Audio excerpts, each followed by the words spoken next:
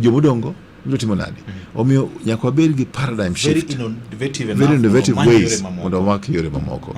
To an kaka nede yore the future and ICT.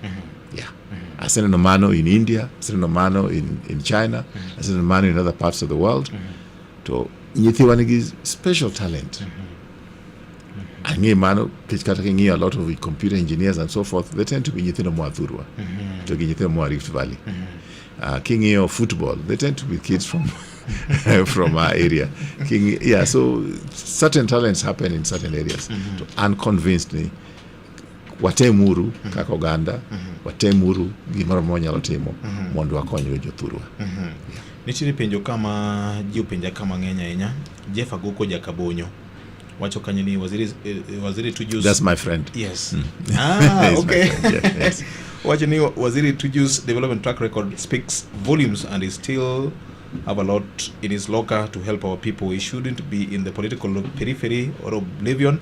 We met in Kisumu last month and I told him the same. Jeff Agoko ingama ber onyalo konyo Victor dhire mondo miyo waneka kwa nyalo konyo collectively kaka jomantie kod positions through the press kala through other means. Ma Jeff Agoko Jakabonyo wacho kamano.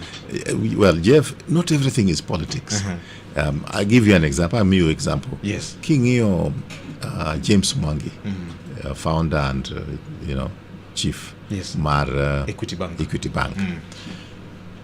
Ere minister, ere CS, ere governor, ere MP minyalo pimego in terms of impact.